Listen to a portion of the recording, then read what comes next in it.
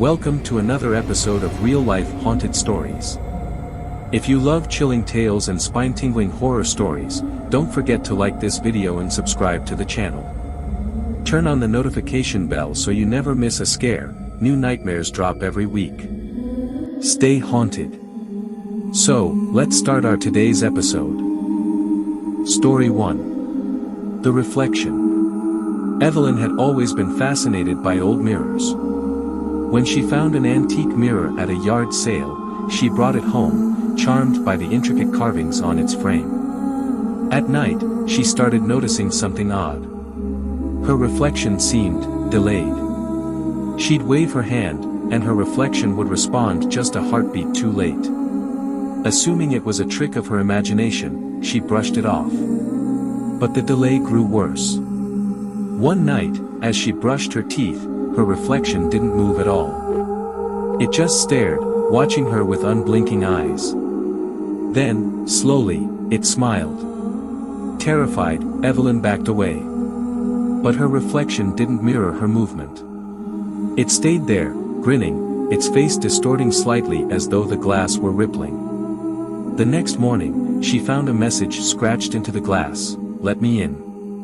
Desperate, she covered the mirror with a blanket. That night, she woke up to the sound of shattering glass. The mirror was broken, shards scattered across the floor. But the reflection wasn't gone. It stood at the foot of her bed. Watching. Waiting. And then it whispered, "I'm free." Story 2. The Whispering Woods. Liam and his friends were camping in the dense forests of Oregon when they heard the stories. Locals warned them not to stray too deep after dark. The woods were said to speak in voices not of the living. Curiosity won out. One night, Liam woke to a sound just outside his tent. It was soft at first, a distant whisper calling his name. "Liam, come closer." He thought it was one of his friends playing a prank. He stepped out with a flashlight. The voice grew louder, more insistent, shifting between multiple voices. "Help us, we're lost, come here." The voices led him deeper into the woods. Suddenly, his light flickered out. The whispers stopped. Silence fell so thick he could hear his heartbeat. Then, out of the darkness, a voice rasped directly behind him. "You're finally close enough."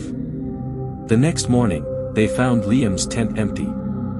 His shoes were still inside, as though he'd been pulled out. Only his phone remained, playing a looping audio recording. It was his voice. Whispering. "Come closer, come closer." Story 3. The Smiling Man. Jamie lived alone in an old apartment building where the power often flickered. Lately, though, something strange was happening. Every time the lights dimmed, she'd catch a glimpse of a shadowy figure just outside her window. But she lived on the 10th floor. One night, the power went out completely.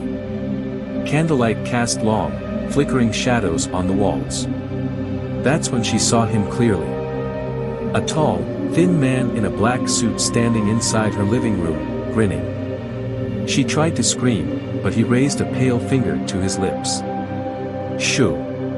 The lights blinked back on. He was gone. But something was different. The walls seemed to have faint smudges, like fingerprints. The next night, she woke up to a sound. The lights were still on, but he was there. Standing closer. His smile was wider now. She ran to the front door, but it wouldn't open. Behind her, the lights flickered again. And when they came back on, she was no longer alone. No one saw Jamie again. But weeks later, the next tenant started reporting strange things, flickering lights, and the sound of laughter. From inside the walls. Thanks for watching. If you enjoyed the video, make sure to like to show your support, comment to share your thoughts or ask questions, and don't forget to subscribe to stay updated with our latest content. Hit the notification bell so you never miss an upload.